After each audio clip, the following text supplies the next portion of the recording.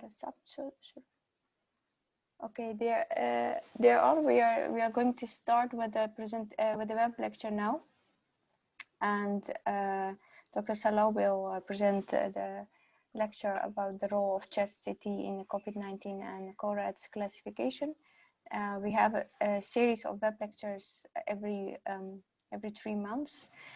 Please follow us on our social media website pages and also on our website. And now I will give the floor to Dr. Salah to carry on. Thank you. Can you hear me? Yes. Okay, thanks, great. So thank you very much for the kind introduction. Welcome all of you. Thank you MCAN and also our colleagues and partners in Afghanistan for making this possible. And thank you for all of you who has made the time to be here with us. I hope we have a fruitful discussion and a fruitful way of sharing knowledge. So my colleague, Dr. Samim and I, we have, as has been told, we have some lectures prepared for you. So because 2020 was completely engulfed with COVID-19, we wanted to discuss that first. So she discussed the chest X-ray, and I will discuss today the chest CT. So after we have dealt with COVID-19, we will have some more interesting topics within radiology, like interventional radiology, intraarterial thrombectomy, cardiac CT, cardiac MRI. So please follow us, please follow MCAN if you are interested. So the role of chest CT in COVID-19 and the CO-RADS classification, that's what we are going to deal with today. I have nothing to disclose. So the first question that we have to ask ourselves is, what is imaging doing in a viral pandemic? Because like actually this is an area for virologists, for internal medicine, and so we have to ask ourselves, what is the role of imaging in this pandemic? And the role of imaging actually evolved because of necessity. Because when in March, the World Health Organization characterized the rapid global spread of coronavirus disease as a pandemic, they called an urgent international action to detect, protect, and reduce transmission. So we transferred from mitigation to actually containment, and this therefore in the early diagnosis is very crucial for disease treatment and control to have a rapidly available diagnostic. And as we know, PCR is the golden standard. However, PCR take at least in the early stages of the pandemic, it took at least 24 hours to have a result. And if you want to triage your patient, you want to have a far faster diagnosticum. And that's why CT was introduced, especially it started in China. And that is where also the first papers came out, that the first knowledge was built among CT, among imaging. So of course, as PCR remains the standard of reference. However, the studies that emerged from China and also other countries, it showed that CT had a higher sensitivity for COVID-19 disease, and combined with the fact that CT was rapidly available and also that the results were rapidly available. This made it a really nice tool to use in the early stages to triage patients and to see if we can we could steer or manage the patient's inflow into the hospital. So that is how it started, and that is how imaging was incorporated in this COVID-19 management. So, how to use imaging in COVID-19? It is really important to know that the value of imaging is generating results that are clinically actionable. So a clinician has to have a result that he or she can work with it. So you have to either establish a diagnosis or guide management or treatment. So that is the main focus of imaging. And that value of imaging is of course diminished by the cost. Either is it radiation cost, or the risk of transmission, the consumption of PPE, or the downtime of radiology room. So these all things should be taken in consideration when you are planning to take CT or any other imaging into your workflow or management of COVID-19. So keeping this in mind, all the papers that came out showed that the sensitivity of chest CT was greater than PCR, and it was more relevant in this setting of this public health approach.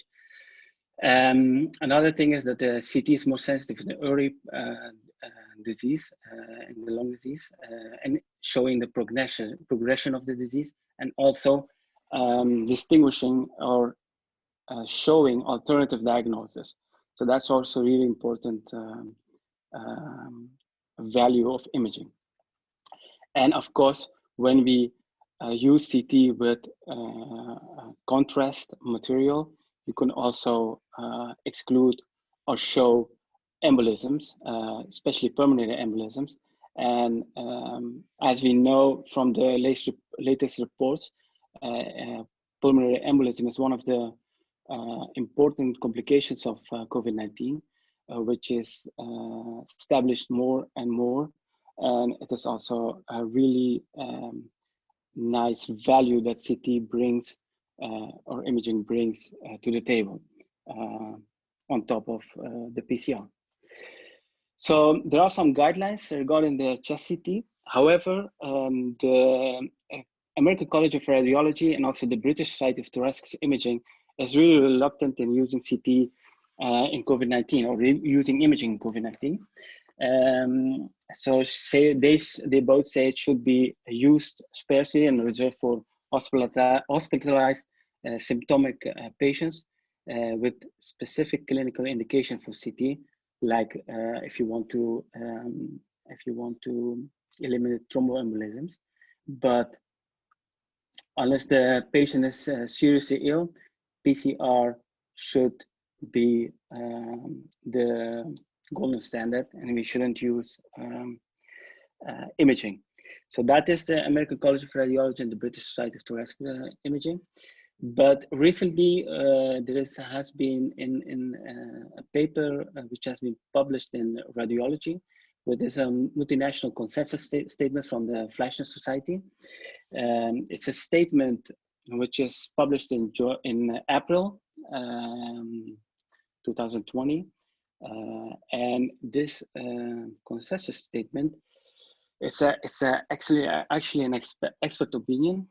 Consists of a panel of thoracic radiologists, but also a panel of specialists from other fields. And the panel included individuals from several countries, and 9 of the 15 countries were represented with the highest number of COVID-19 at that moment.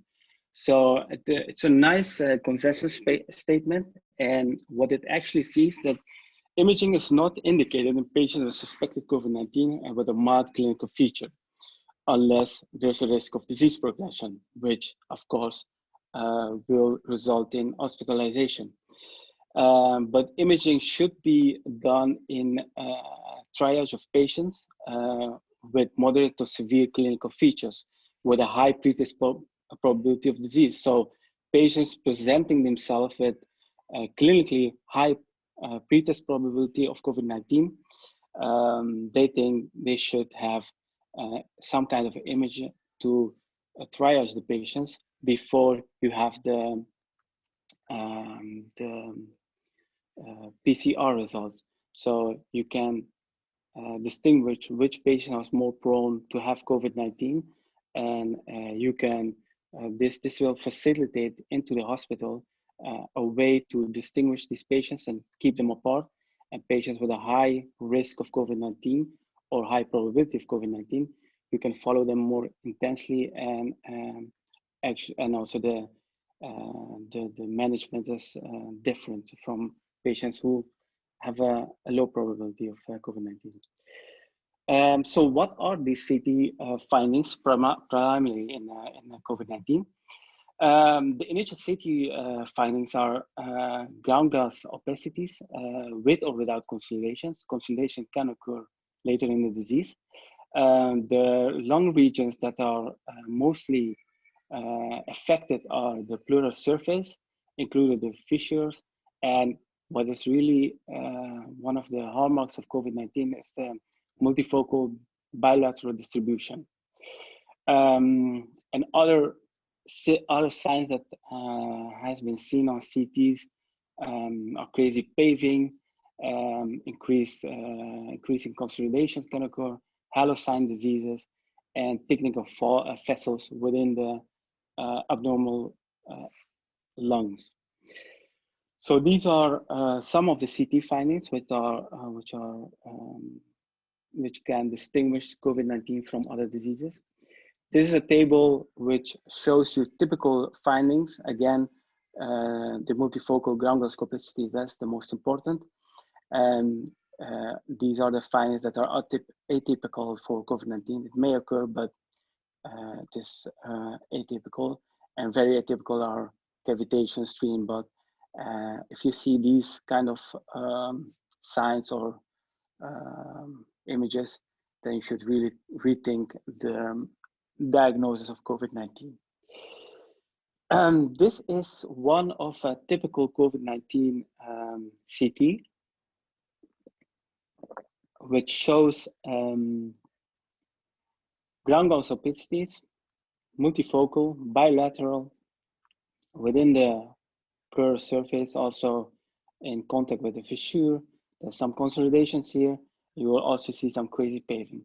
So this is typically a COVID-19 CT. It's a multifocal bilateral subpleural ground glass opacities, which is typical for that. Now for images, it is for imaging specialists, it is really important to have a tool or have a way to accurately communicate the imaging results with the clinicians. What the clinicians want from us, they want to know what it is. Is it COVID-19 or not? However, as you can see on the CT, and as I have pointed out, there are a lot of overlap of the signs and the seen on the CT regarding COVID-19, which have an overlap with a lot of other viral diseases. And this makes it really difficult for images to say something is COVID-19 or not, because it's overlap, because of this overlap.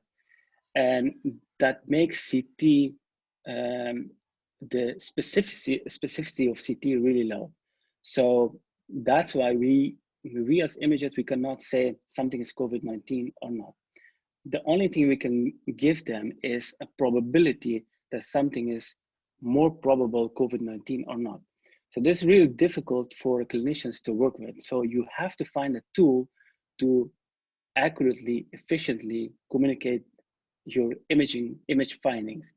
So what we have done in the Netherlands, we have created a score system, the CO-RADS score system, which has been published in July by our colleagues, which was done in our own hospital. So we have made a classification system which can facilitate images to efficiently communicate the diagnosis and to show to inform the clinicians which city are more prone to be COVID-19 and which are not. So these classifications, the system, it's a reporting system which was developed by the Dutch Radiology Society. The level of suspicion for COVID-19 is expressed in this classification, and it is graded from very low or CO-RADS 0 up to very high or CO-RADS 6. So this is to improve communication with referring physicians. So how is this CO-RADS system built? CO-RADS 0 is actually, your CT is not technically insufficient, so it's not useful. So you have to redo it or say nothing about the CT. A CO-RADS 1 is a normal CT or a CT with very, very low suspicion of infectious disease. CO-RADS 2, you can see some typical signs of infectious disease, but it's not a COVID-19 infection. CO-RADS 3 is equifocal or unsure, so you see some patterns of COVID-19, but there's a lot of overlap for other diseases, so you cannot say for sure it's COVID-19. CO-RADS 4 is a high suspicion of COVID-19. CO-RADS 5 is a very typical CT of COVID-19, which we saw just. And CO-RADS 6 will be proven COVID-19 with a positive PCR for COVID with any imaging signs or symptoms or imaging. So this is CO-RADS 0, as I said, technically insufficient. Don't use it or make another CT if you encounter this.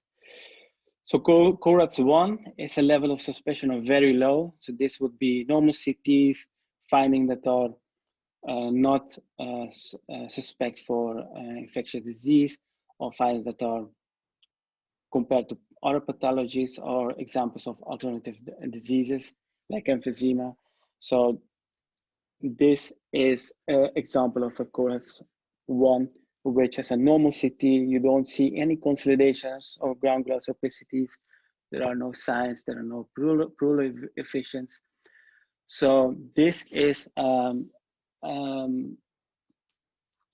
example of a CO-RADS 1, a normal CT.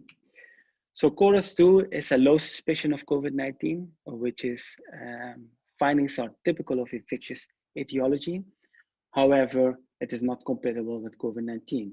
And there's absence of features of CO-RADS 3 to 5, which we will see later in the dias.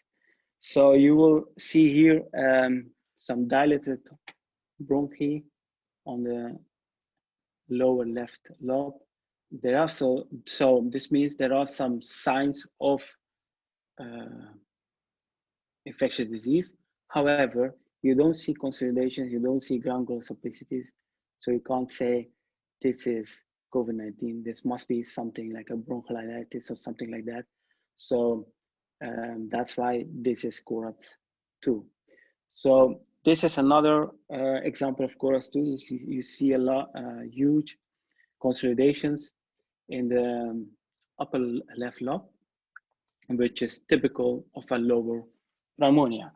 So again, there is no ground glass opicities. There are the fissures are not typically involved. So this is a CO-RADS 2 with probably lower pneumonia.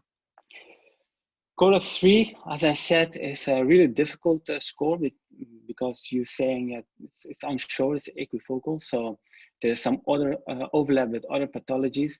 So the features could be COVID-19, but it's not typical. So it's a difficult diagnosis. And this is an example of a CO-RADS 3 classification. You see a ground glass opicity. However, it is just on one side. On the contralateral side, there are no ground glass opicities. So if there was a ground glass opicity on the left side, then that would make it a CO-RADS 4 or 5. But because it is on one side and it is so it is not that that spread. It's just a one focal area. So you can't say it is a COVID-19 or not. This could evolve to COVID-19, but at this moment, you don't have sufficient reasons to call it COVID-19. So that's why CO-RADS 3. So if you move on, again, you see some bilateral ground glass opicities, interlobal septa thickening, and some pleural effusions. This is typical of cardiac decompensation because you see, there are some ground glass opicities, it's bilateral. However, the ground glass opicities are centered within the centrum, within the helium and the bronchovascular areas. This makes it decompensation. And if this ground glass opicity was more on the peripheral side of the lung, bilateral, then that would make it more prone for CO-RADS or COVID-19, and you will give it a CO-RADS 4 or 5.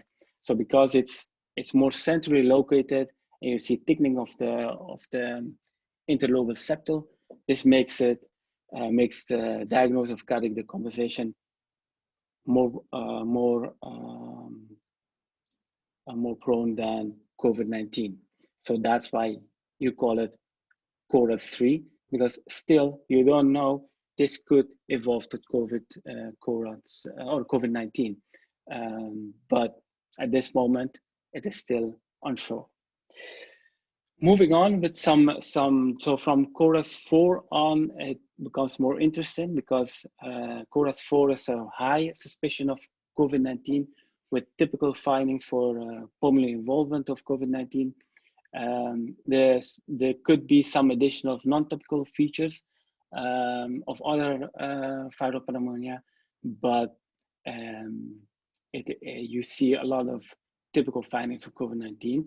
And these findings, which distinguish the CO-RADS 4 and 5, is distinguished by the fact that you see in CO-RADS 4 the typical finding of COVID-19 is located unilaterally, and the distribution is sometimes different.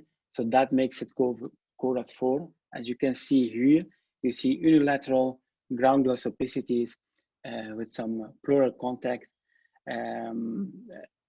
So if this was bilateral, you will call it CO-RADS 5.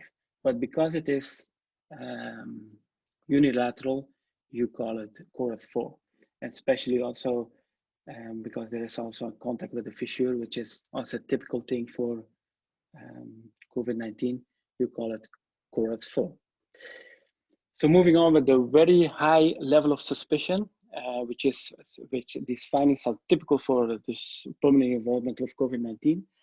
So predominantly contact with the fissure or the pleural fissure, fissural pleura, located bilaterally, and findings could be new or could be increased. And this table of the typical findings for the involvement of COVID-19. So there are some features that should be present on the imaging to call it COVID-19. So the ground glass opicities, with or without consolidation in the lung regions close to the fissural pleura surface, including the fissures, and the fact that it's multifocal and bilateral distributed, that makes it really prone for COVID-19. There could be some conformation patterns like crazy paving, like thickening of the vessels. So these are patterns that could be additionally important to call it COVID-19. But the most important pattern is the two above, so the ground glass opicities and multifocal bilateral distribution. That makes it really prone for COVID-19. So this is example of a CO-RADS 5 classification. As you can see, there's a multifocal bilateral subpleural ground glass opicities on both sides, which makes it typical for COVID-19. and therefore CO-RADS 5 classification. Again, bilateral multifocal ground glass opacities, but also these are ground glass opacities with some consolidations on both sides. Again, very typical for COVID-19, hence CO-RADS 5. Again, you see example of a typical COVID-19 distribution with bilateral ground glass opacities and some crazy paving, dorsal, lower right lung, and this makes it typical for COVID-19, hence CO-RADS 5. Again, an example of CO-RADS 5 with extensive bilateral ground glass opacities with sharp demarcations and also some vascular thickening within these areas of ground glass opacities, which is also typical for COVID-19. You see some sparing of the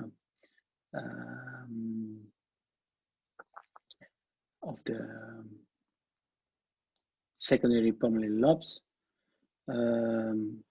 which could be another additional finding in COVID-19.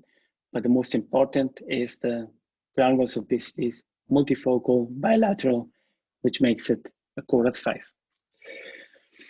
And of course, CO-RADS 6 is a PCR positive patient with any pulmonary findings, which can be bilateral or unilateral. So that doesn't make any difference. So concluding, as a take-home message, first of all, it is important to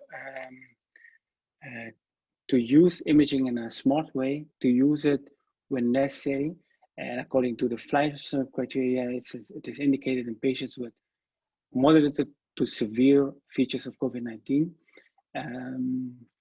with, of course, a high clinical probability for COVID-19.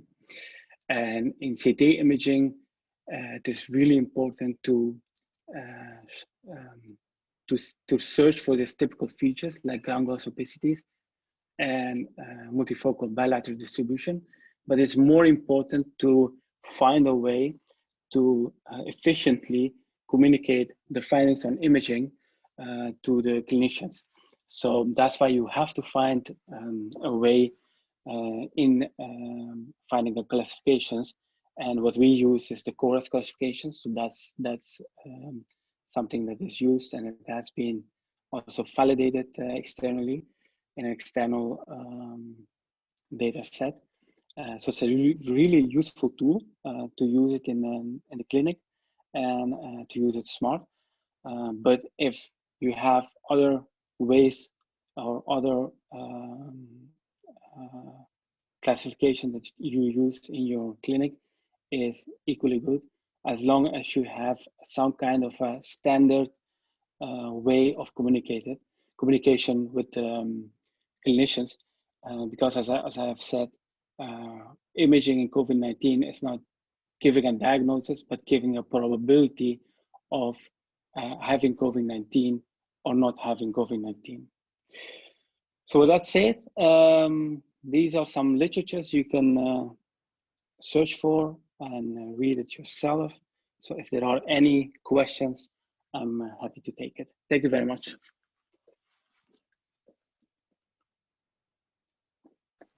Thank you very much, Dr. Salah. If you have any question, you can ask now. I don't see any question at the moment. Oh, yeah. Excuse me, I have a question. Yes.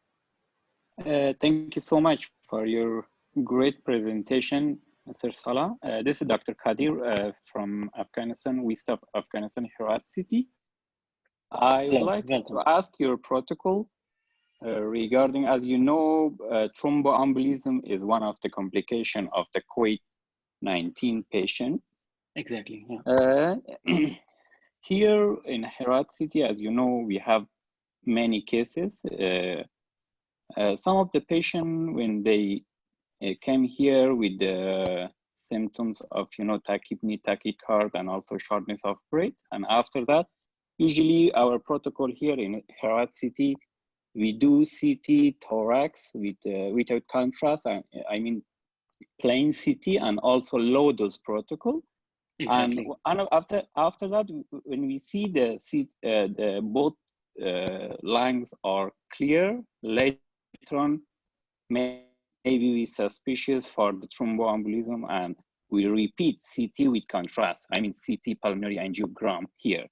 Yeah. So to keep radiation protection, I mean, what's your protocol in Netherlands and your hospital that at the moment you're practicing there? Are you doing the same as us? I mean, you do 2 CT, I mean, 1 plain CT and after that with contrast, or you have any other protocol to do and to diagnose both COVID pneumonia and meanwhile to exclude thromboembolism? Is it the same, or you have any other specific protocol for such patients? Yeah, thank you for your question. Really great question, because we were also in the Netherlands, we were searching for a right protocol, right management of these patients, and you're completely right, because we see a lot of thromboembolism in this patient also. So what we have developed, we do not do 2 CTs, because as you mentioned yourself, the radiation exposure is too high. So what we do is, if there is a clinical suspicion of thromboembolism, and if the Wells score or the Year score is high, or you have a laboratory which shows a high D dimer, then we do only CT with contrast. Because with a CT with contrast, you can exclude thromboembolism, and you can see all the features that I just discussed with COVID-19. But if the suspicion of thromboembolism is really low, then we do just a plain CT without contrast, low dose CT, to keep the exposure as low as possible. So whenever there is any suspicion of thromboembolism, we do 1 CT with contrast. Okay, thank you so much, Mr. Salah. It was a great presentation. Yeah, I really enjoyed it and I use it. Thank you. Thank you very much. I'm glad that was liked. Thank you. Any other questions? Hi, this is Sumaya. I'm from Sydney. Just back to, thank you, Dr. Salah, for your presentation. It was great. Just back to the thromboembolism for our one of our doctors in Afghanistan. I was just going to say, especially if a patient presents with a hypoxia, and I think with the COVID-19, we've just been quite fortunate in Sydney, Australia. We don't have many cases, but my understanding is in terms of the prognosis and the severity of the COVID-19, your patient present and a patient has symptoms, and you do the PCR for COVID-19, and if that is basically positive, then basically that's confirmed, because doing the PCR has a 60% sensitivity compared to doing any other imaging, because when you're doing the imaging basically going to tell you about the severity of the COVID-19. My question from you was, like, in terms of doing the CT scan, how is the CT scan is correlated with the mortality and the prognosis of this patient? Like, the worse is the CT scan, the patient's outcome going to be worse, or is not going to add anything? Because my question is there any point when you see a patient with a really bad infection and you do just a plain chest x-ray, because with the plain chest x-ray you can actually get a lot of information in terms of if there's any interstitial lung tissues, if there's any pleural effusion, and sometimes you can actually comment in a cardiomegaly, and if there's any pericardial effusion. What's the point of going and doing the CT scan in these patients? Yeah, thank you for your question. A really great question. So first, regarding your first comment, doing PCR, which was and reacting on a negative PCR, you're completely right. Because when we started in March and April, what we did in the Netherlands, because the pressure on hospitals was really high. So what we did then, we used the plain low-dose CT as a triage. So all patients with a clinical suspicion of COVID-19 would receive a low-dose CT, and after a triage on the emergency ward, they will get a PCR and a second PCR. But now, because of course there's a low grade surge, so the pressure is not that high on the hospitals. So what we do now, the protocol has been changed. So we do indeed a PCR. If the PCR is negative and the patient still have clinical signs of COVID-19, then we do a CT. If the PCR is positive, we do not do a CT, just to minimize the exposure of radiation. So that's a really important point. Indeed, what you say, if the pressure is, if you can handle the pressure on the hospital, you should indeed do a PCR first. If it's negative, just don't do the imaging. And regarding your second question, regarding the prognosis of patients and doing CT, I think the CT has a real benefit when you have a suspicion of thromboembolism regarding prognosis and mortality. Because that's a really important complication which will affect your prognosis and mortality. So that's something that should be looked at. However, if there's no signs or any suspicion of pulmonary embolism, of course, a low-dose CT is the way to go. That should be the main focus of the protocol.